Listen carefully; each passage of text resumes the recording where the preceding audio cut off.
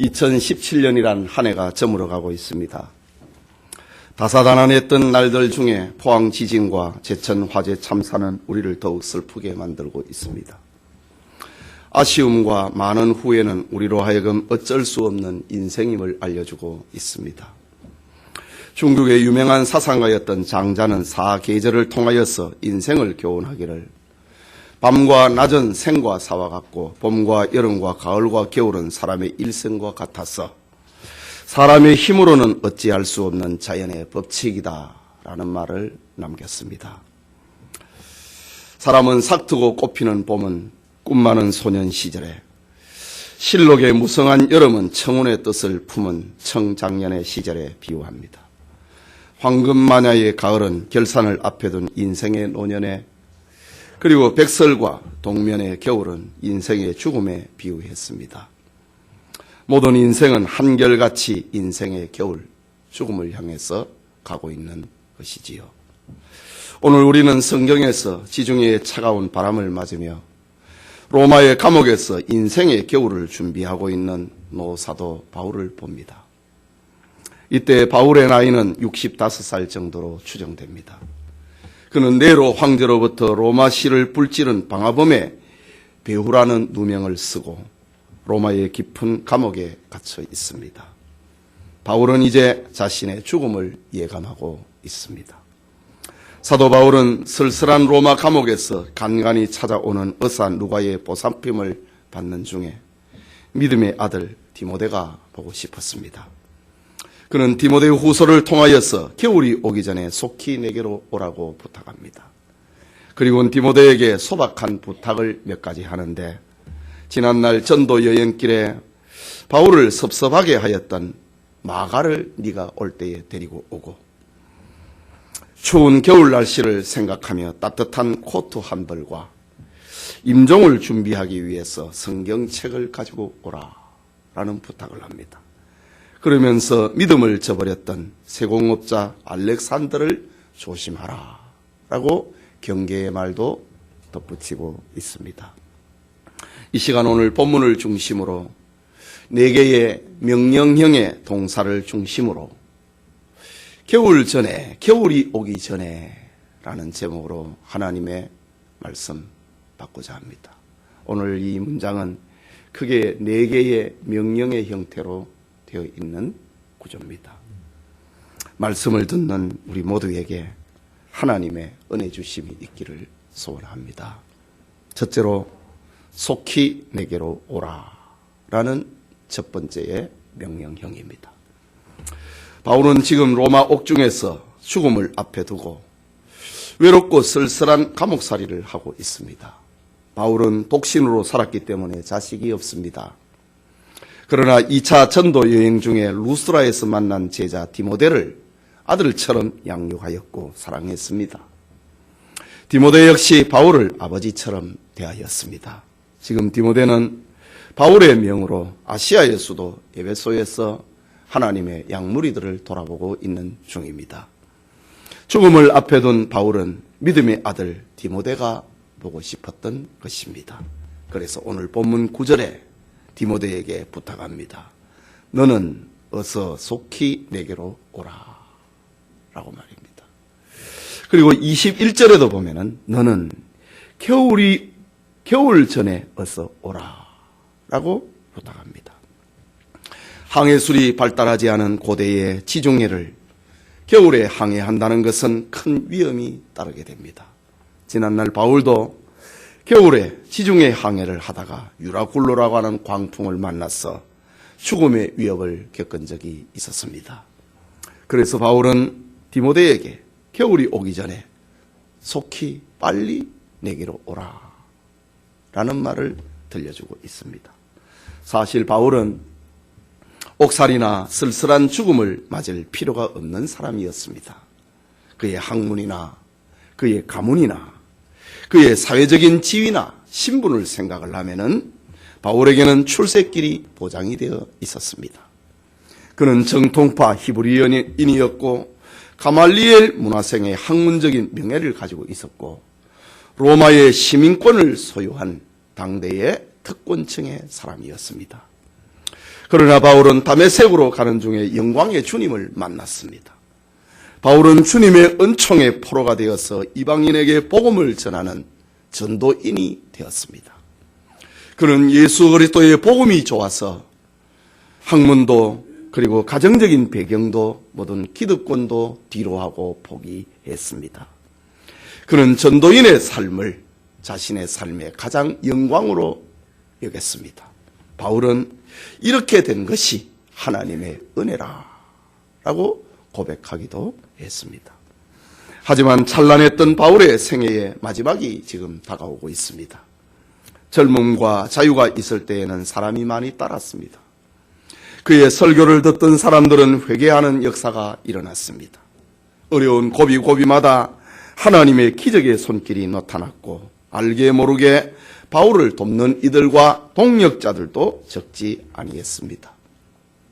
그러나 늙고 죽음을 앞에 둔 사형수가 되자 사람들은 이런저런 이유를 대면서 하나씩 둘씩 그의 곁을 떠나가게 됩니다.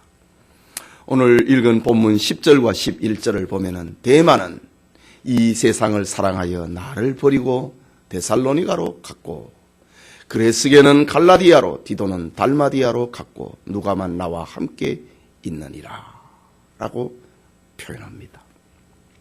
모두 다 가버렸고 오직 의사 누가만 바울의 곁을 지키고 있는 것입니다. 그래서 바울은 옥중에서 디모데에게 편지하면서 너는 어서 속히 내게로 오라 라고 마지막 유언적 부탁을 하고 있는 것입니다. 오늘 본문은 바울의 인간적인 진솔함과 외로움을 있는 그대로 표현하고 있는 장면입니다. 복음을 위해서 한평생 살았던 바울의 최후가 그렇게도 쓸쓸하고 외로웠다고 하는 사실은 우리를 놀랍게 만듭니다. 인간은 결국 하나님 앞에서 혼자가 된다는 사실을 알려주고 있기도 하는 것이지요. 오직 하나님만이 인생의 믿음이고 사랑이고 소망이라는 사실을 알려주고 있는 것입니다. 그렇다면 우리도 바울처럼 인생의 겨울이 오기 전에 죽음을 준비해야 하는 것입니다. 하나님의 영광을 위해서 그리고 복음을 위해서 살아야 된다는 말입니다. 그것만이 하나님께 기억이 되는 흑자 인생이기 때문입니다. 이 축복이 우리 모두에게 함께하기를 소원합니다.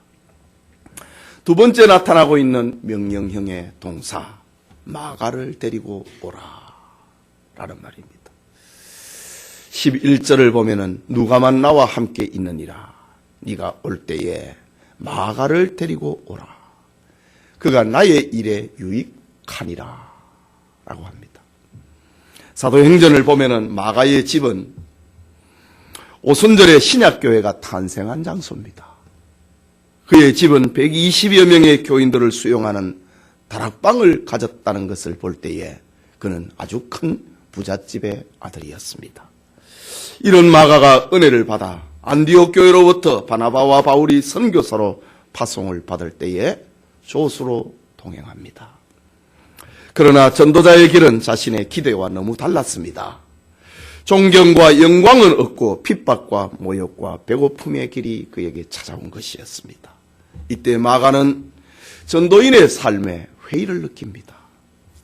결국 마가는 바울과 바나바를 돕는 전도인의 길을 버리고 1차 선교 여행 중간에 고향 예루살렘으로 돌아가 버립니다.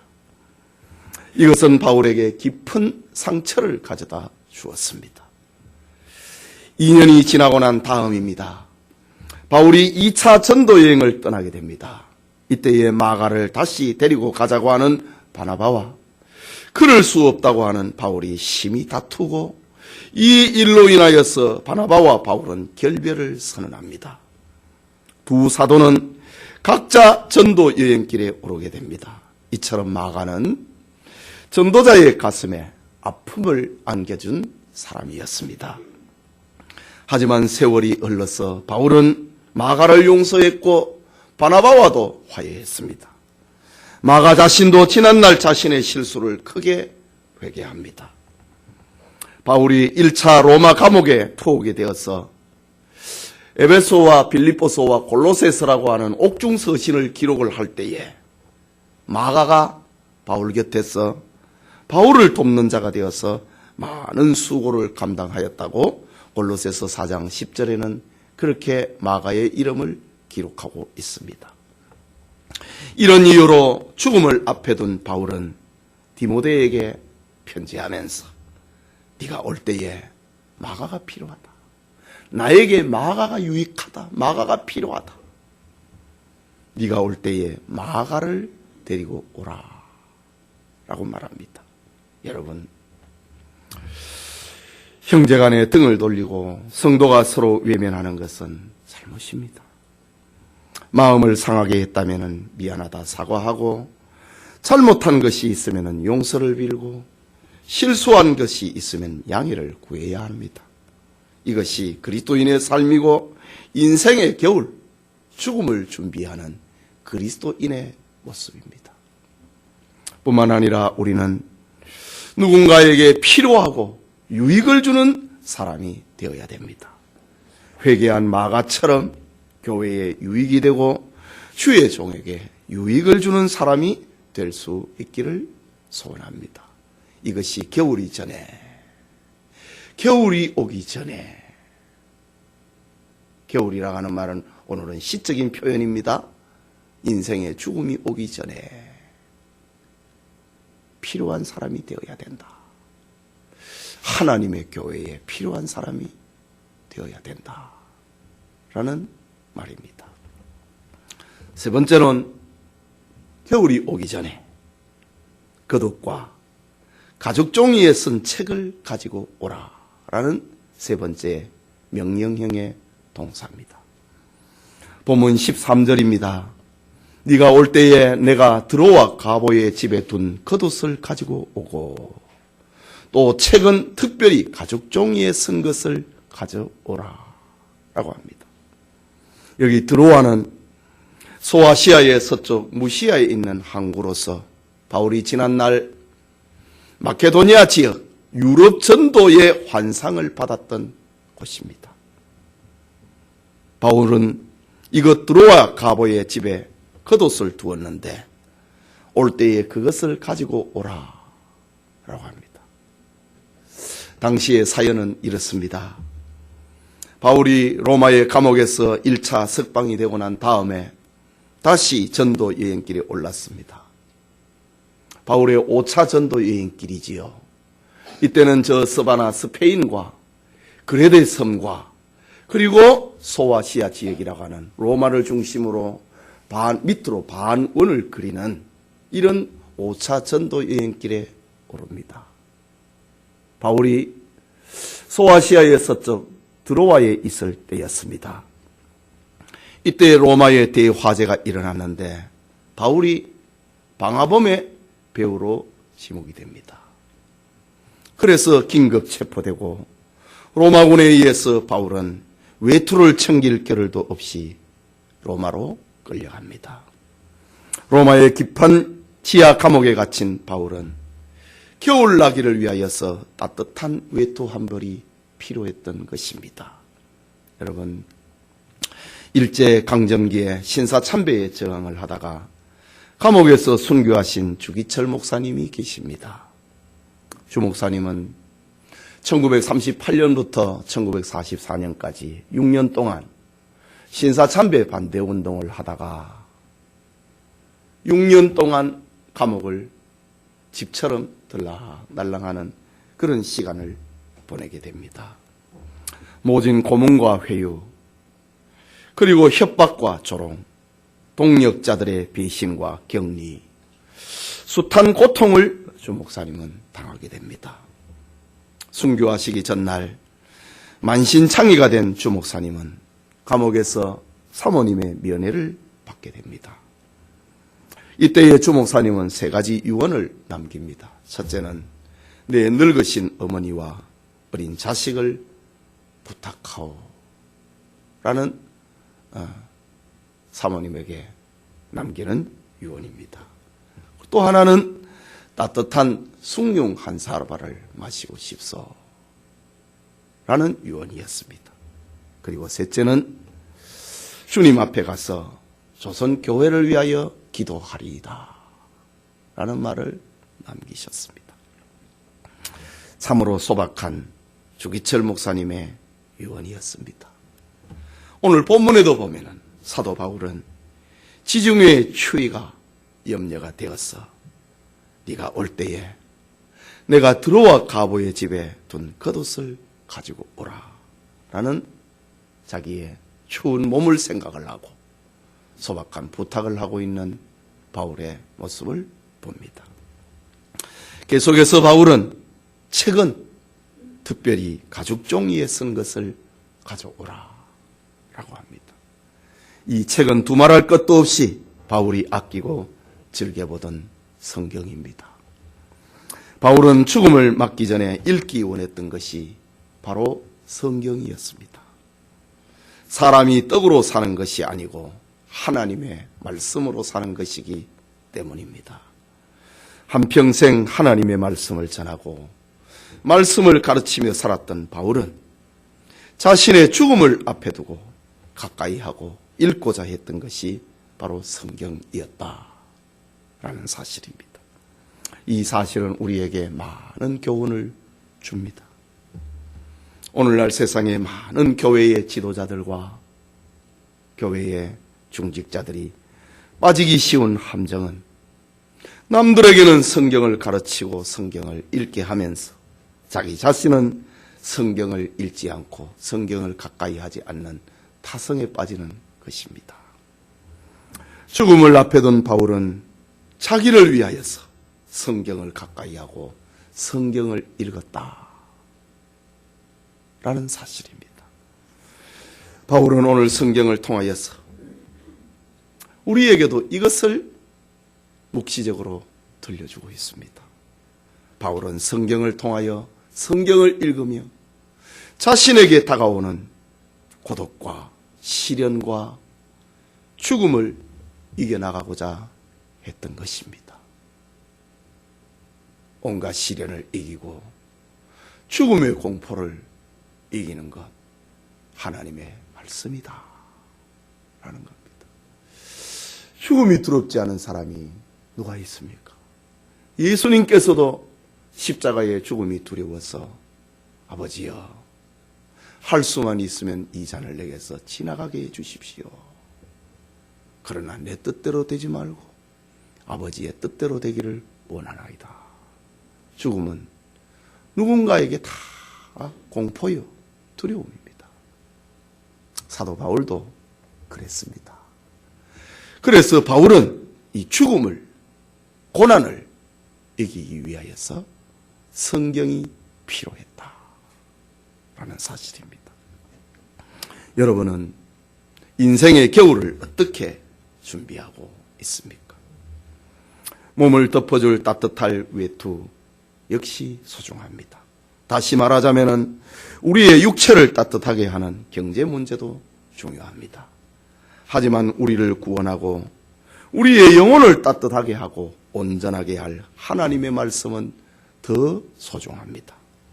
따뜻한 외투와 더불어 하나님의 말씀으로 여러분의 영혼이 채워지기를 소원합니다.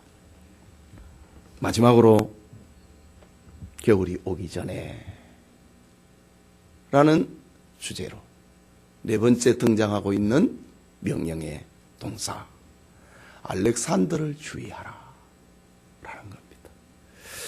본문 14절과 15절의 말씀입니다. 구리 세공업자 알렉산더가 내게 해를 많이 입혔음에 주께서 그 행한 대로 그에게 갚으시리니 너도 그를 주의하라. 그가 우리 말을 심히 대적하였느니라 라고 합니다. 당시 알렉산더라고 하는 이름은 헬라의 알렉산더 대왕을 추앙하는 가문에서 흔히 짓는 헬라식 이름입니다. 바울은 이들과 구별하기 위하여서 구리 세공업자 알렉산더라고 지목을 합니다. 알렉산더는 디모데 전서 1장 19절과 20절에 보면은 알렉산더는 처음에 예수님을 믿었던 신실한 동역자였습니다. 그런데 무슨 이유에서인지 그는 배교자가 되고 말았습니다. 바울은 디모데전서 1장 19절과 20절에 그를 가리켜서 그는 양심을 버렸고 그 믿음에 관하여는 파선한 사람이라. 양심을 버렸고 그 믿음에 관하여는 파선한 사람, 깨져버렸다. 믿음의 그릇이 깨져버렸다. 믿음의 배가 파선당하고 말았다. 알렉산더입니다. 오늘 본문에는 그가 내게 해를 많이 입혔다. 또 그가 우리 말을 심히 대적하였다 라고 합니다. 이게 무슨 말입니까? 무슨 의미입니까? 구리 세공업자 알렉산더가 바울이 재판을 받았습니다. 바울이 지금 로마 시를 불질렀다고 하는 배후인물로 지금 지목을 받아서 긴급 체포가 돼서 로마에 끌려와 있습니다. 누가 증인이 있어야 되잖아요. 증인이 있어야 되는데 증인은 가까이 있는 사람입니다. 보아야 되는 사람입니다. 바울에 가까이 있었던 믿음의 통역자와 같이 살았던 알렉산더가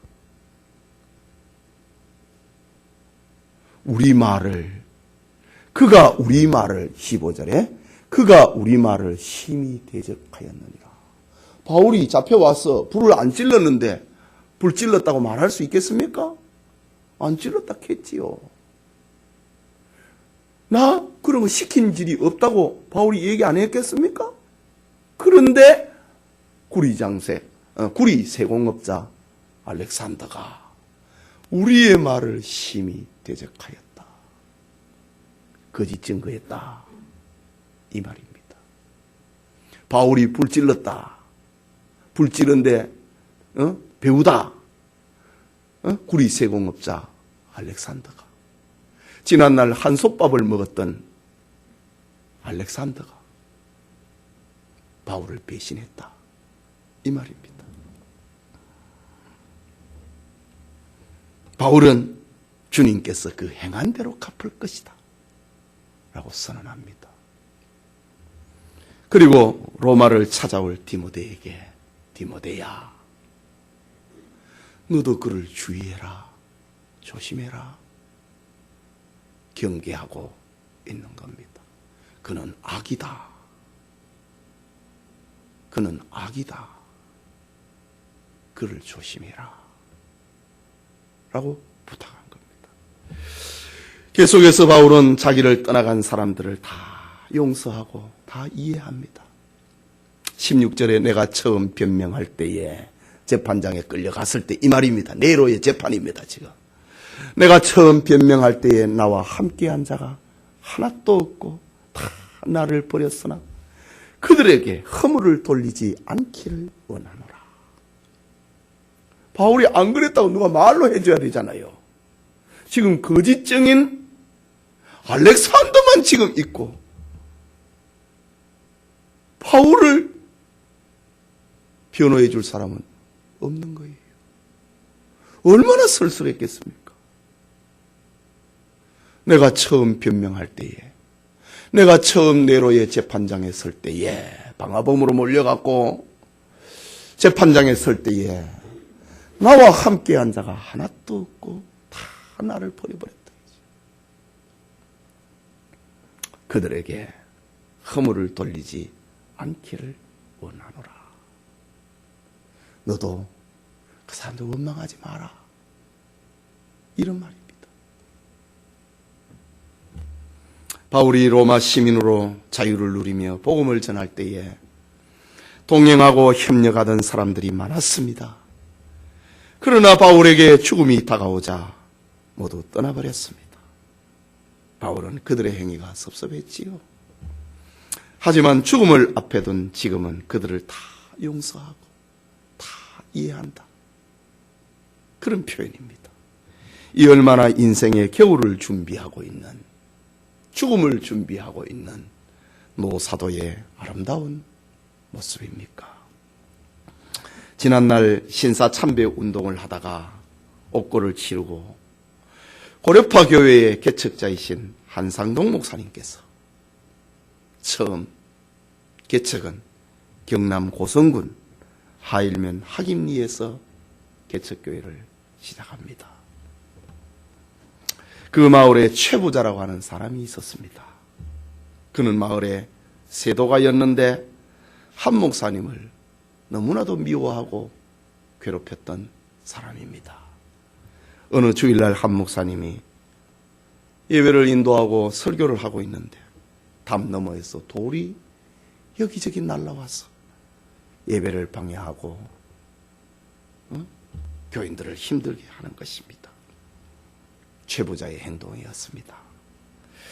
다음 주일에는 예배를 드리면서 한 목사님은 자리를 바꾸어 앉습니다.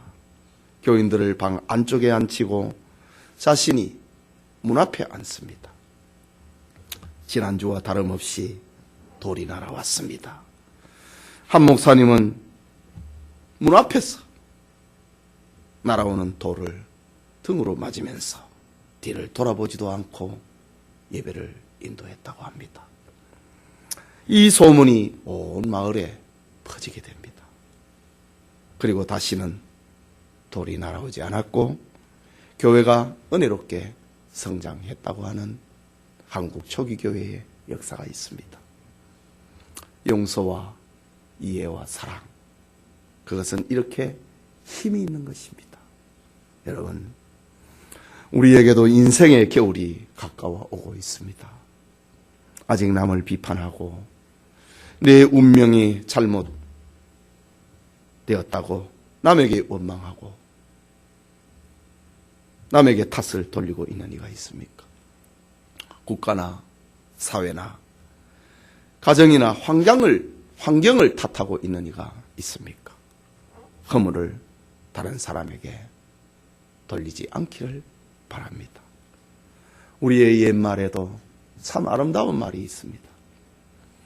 나이 50을 넘었거든 어느 누구와도 시비를 벌이지 말 것이요. 60을 넘으면 남에게 허물을 남에게 묻지 말라 라고 했습니다. 나이 50이 넘으면 누구와 시비하지 말고 나이 60이 넘으면 허물을 남에게 묻지 말라. 우리의 조상들도 이렇게 아름다운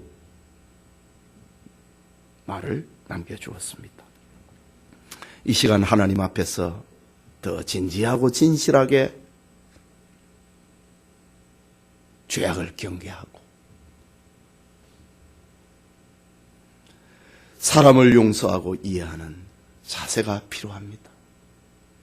이것이 인생의 겨울을 준비하는 성도의 참된 모습이 아니겠습니까? 이 아침에 예배드리는 우리 성도님, 사도 바울은 차가운 감옥에서 디모데를 향하여서 겨울이 오기 전에 라는 메시지를 남기고 있습니다. 너는 어서 속히 내게로 오라. 네가 올 때에 마가를 데리고 오라. 그가 나의 일에 유익하니라. 네가 올 때에 내가 들어와 가보의 집에 둔 겉옷을 가지고 오고 또 최근 특별히 가죽 종이에 쓴 것을 가지고 오라. 구리 세공업자 알렉산더를 조심하라. 라는 바울의 유언적인 메시지였습니다. 디모데를 향한 바울의 편지는 우리를 향한 주님의 음성입니다. 2017년의 한 해가 저물어 가고 있습니다. 서산마루에 걸린 태양처럼 순식간에 12월도 지나가 버립니다. 이와 같은 때에 우리는 주님의 말씀에 귀 기울여야 합니다. 여러분은 인생의 겨울이 오기 전에 보고 싶은 사람이 누구입니까? 누군가에게 보고 싶은 사람, 필요한 사람이 되고, 인생은 결국은 하나님 앞에서 혼자라는 사실을 알아야 됩니다. 그렇다면 하나님만이 우리의 믿음이고 소망이고 사랑이라고 하는 것을 깨달아야 할 것입니다. 인생의 겨울이 오기 전에 서로 외면하고 등 돌리고 있다면 미안하다 사과하고 잘못한 것이 있으면 용서를 빌어야 됩니다. 설령 연약한 과거를 내가 가졌다 할지라도 인생의 겨울이 오기 전에, 죽음이 오기 전에 회개하고 하나님 앞에 교회에 유익을 주는 사람이 되어야 할 것입니다. 인생의 겨울이 오기 전에 따뜻한 옷 한 벌을 그리워했던 바울의 소박함처럼, 그리고 하나님의 말씀으로 자신의 영혼을 채우려고 했던 바울처럼 영적 목마름이 우리에게 있기를 소원합니다. 인생의 겨울이 오기 전에 믿음을 배반한 알렉산더와 같은 사람이 되지 말고 죄악을 경계하고 이웃의 허물을 용서하고 이해하는 그리스도인이 되어야 됩니다. 우리 모두 인생의 겨울, 죽음을 준비하는 은혜가 우리 모두에게 있기를 소원합니다.